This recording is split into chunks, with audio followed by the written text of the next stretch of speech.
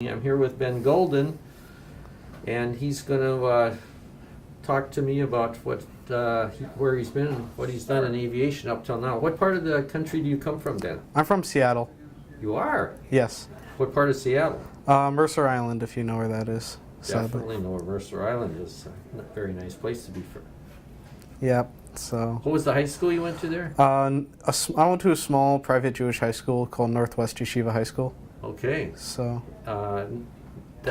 Was that in Seattle? It's actually on Mercer Island. It's on Mercer Island. Okay. Mm-hmm. Good place to come from. Yep. Yeah. Do you get back there often? I wish. So I haven't been back since December. Oh, so. Really?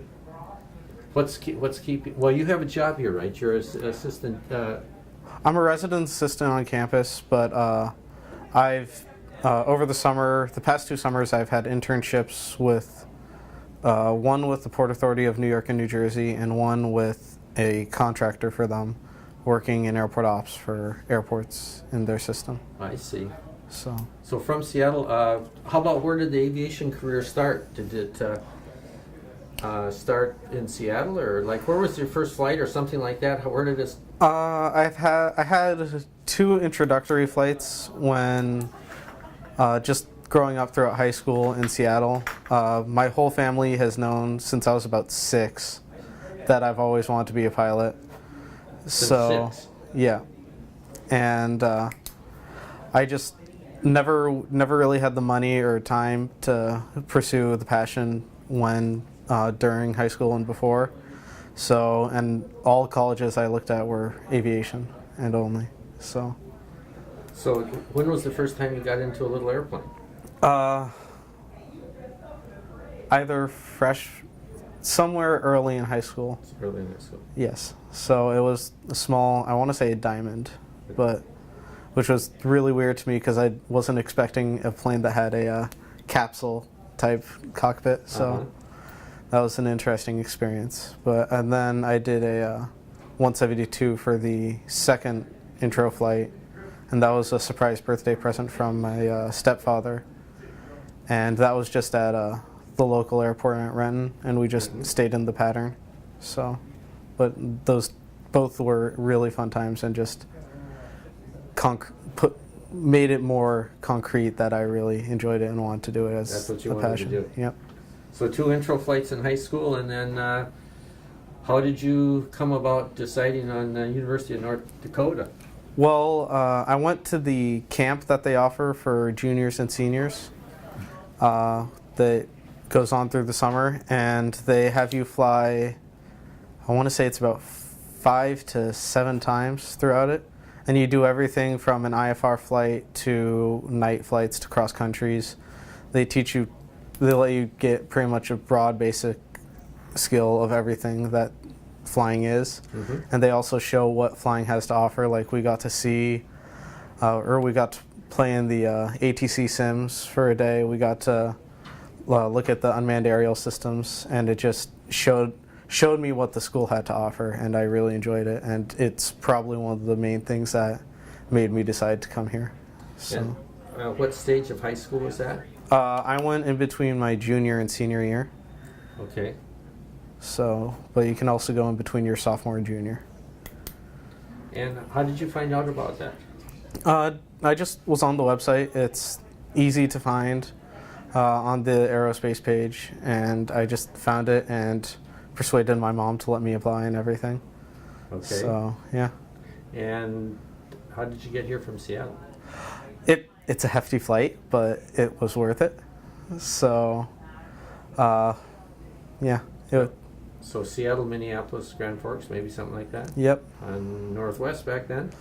Or was it Delta? I think it was Delta by then. Delta by then. Okay. Mm-hmm. So we had that experience, and then you and your senior, I take it, just applied. Yep, I applied in October. The nice thing about UND is they have that automatic acceptance if you have a certain GPA and a certain SAT or ACT score. Mm-hmm. So by beginning of November, I was already accepted and stopped applying everywhere else. I got pestered by Embry-Riddle and University of Nebraska at Omaha because I hadn't finished their application process because I got accepted here. Uh-huh. So there was that, and I I just knew that I would like it here, and I still do. Yes. So, And what was your freshman year? You started in 2010, 11? 2012. So 2012. fall of 2012. We were freshmen. hmm So I didn't actually do the first flight course until the spring of that year, Okay. but it was really enjoyable. It's very stressful, that first flight course, but it's once you get through it, it's sort of like the hump that you have to get over, and then everything else is just not easy, but you understand it much better and you enjoy it much better. So Things start fitting together after that first. yeah. Yeah. So it's like they have to build the backbone for everything in that one course. So Where are you along the line with licenses and such right now? I'm working on my commercial right now. So I should be done within the next week or two, and then after that I'll be doing my multi-engine in the spring, and that's where I'll be getting all the ratings and license. But you already have your instrument. The instrument comes second after private? Yes and no. The way Depends on how you do it. Well, the way it works at UND is you get your instrument, you go through all the training for your instrument and commercial, but you don't actually get the official certificate until you finish your multi-engine. Oh. So I'm officially, unofficially an instrument pilot. So Wonder what the rationale is for that. it's, I think, mainly an hours issue, Oh. because that way they can put it all towards commercial training, and so the limits are less because we only need 150 instead of the 250 for the commercial license. I see. So Oh, that's interesting. Mhm. I wasn't aware of that. at this rate, I'll be definitely CFIing before I graduate, so I'll be getting hours through that as well. Sure, yeah. And by what I understand, there's a great need for instructors. Yeah, everyone's moving out. The regionals getting hired to the majors is making it that the CFIs here are getting hired to the regionals, and it's pretty much UND the ones that's hurting. So Yeah. Imagine it's really hard to keep some CFIs here. yeah, I sort of joke around, but every CFI that I've had for a flight course has either left at the almost right at the end or right after I finished the course. So I mean, it's good for them, and I've never really had an issue like having to retrain with somebody. Uh-huh. But it's sort of just funny that we just have such a high cycle rate with the regionals that you can almost expect that if you get a CFI, they may be gone within, if not right after your course, definitely within a year about. Sure. So Are most of them going to regionals? most of them are. Some have gigs with corporate, but most are regional. So, Most of them. yeah. Any that you know that went military? My CFI for my instrument, he didn't go military, but he was given a flight slot for the National Guard. Ah. So I'm not sure if he's gone actually through with that training yet, but he was given the slot for it. So That's the 141 program, right, that they operate under. So that's really structured. yeah, That must be one of the reasons why it's easy to lose a instructor, because everybody's trained so. yeah. So like yesterday, I actually went on a flight with an instructor that I hadn't met before, just because my instructor was busy and I hadn't flown in about a week and a half, and with my check ride coming up pretty soon, I wanted to make sure that I was still comfortable with the maneuvers. So we went up and I had no issues. He knew exactly what I was to be expected to do, and it was actually an enjoyable ride. So if we're lucky, the plane will have an ADF. There are only about 5 planes in the UND fleet that have ADFs on board, and that's primarily for the Air China students because their course requires them to learn ADF skills. While ours, Really? yeah, we don't. They briefly go over in ground school classes, like the use and the common knowledge of them, but there's very little times that you'll actually be using an ADF for navigational skills here. But they also have RMIs for the VORs, which almost is the exact same as the ADF, so that's what we use, if anything. Do you have to make any approaches with either one of those two? Yeah, they have us do VOR approaches using the RMI. They do. So that's part. I forget if that's part of a stage in your instrument course or if it's just beforehand. But I actually enjoy doing them. Do you? Yeah, it's a bit more of a complicated approach than what you normally think of a VOR approach. So Right. makes it a bit more interesting. Challenging or interesting? Both. Depends on the day. I'm a resident assistant, so I'm pretty much the den mother for floor on campus. Ah.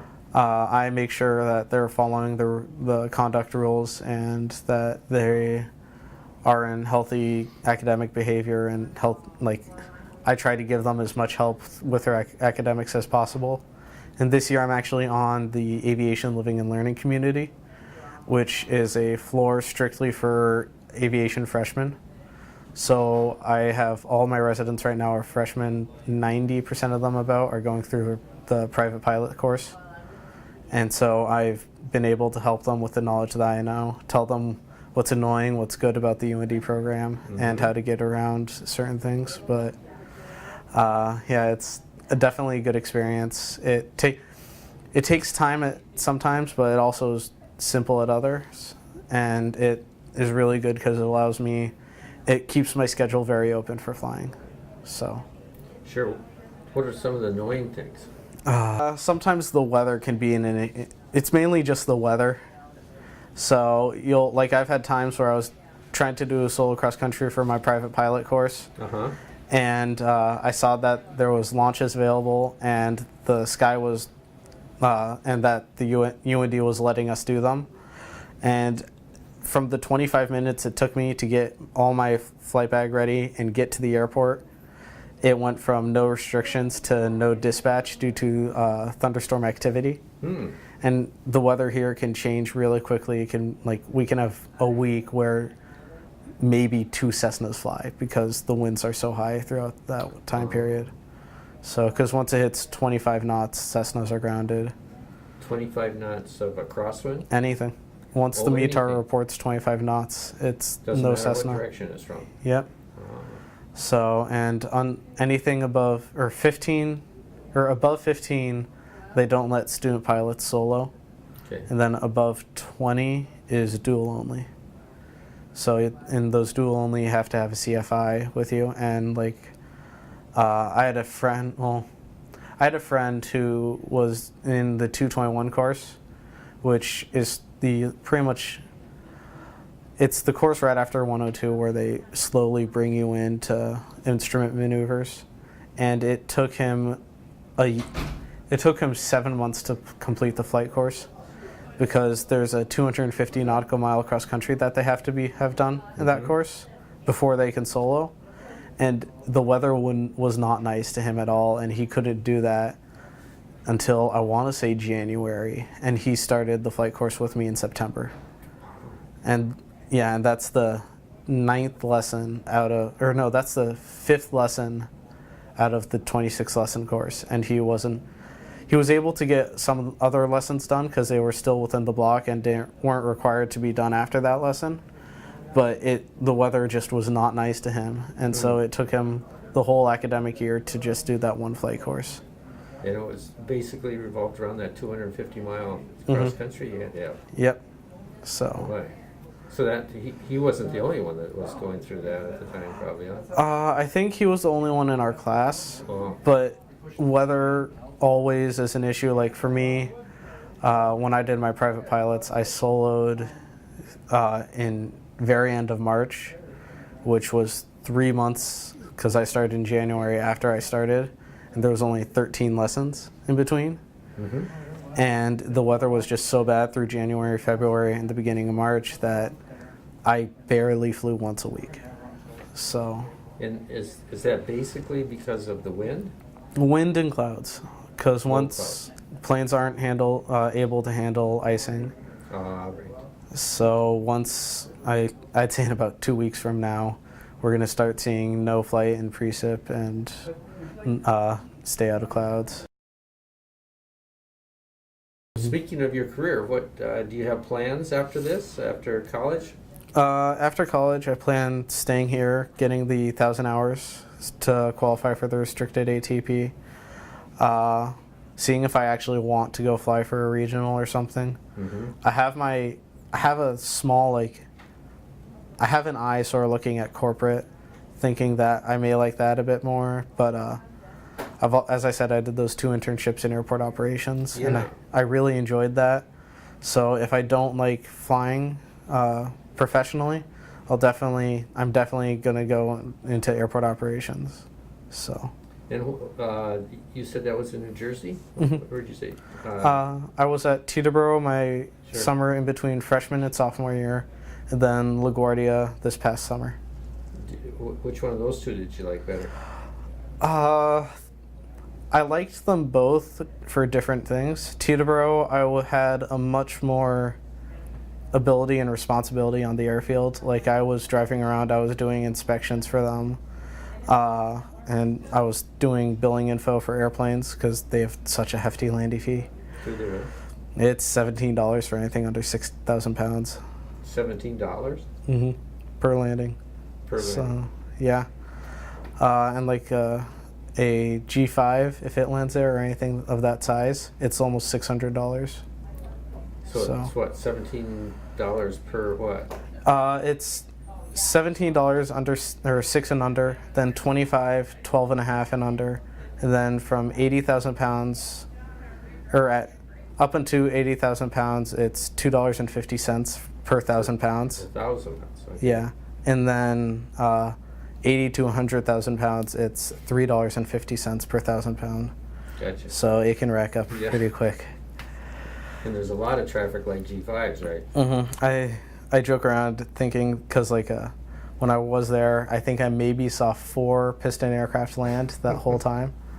Yeah. So, And what are you taking in college to prepare you for that kind of work? I'm double majoring in the commercial aviation and aviation management program. Gotcha. So the aviation management will somewhat prepare me for it. It's an overall basic business degree for the aviation industry. So, and then I'm also taking the 2 airport management electives for the airport management major. Okay. So, yeah. Okay. So that's where that comes from. Mm-hmm. If you were to tell somebody like that how to go about going to a university, how would you advise them?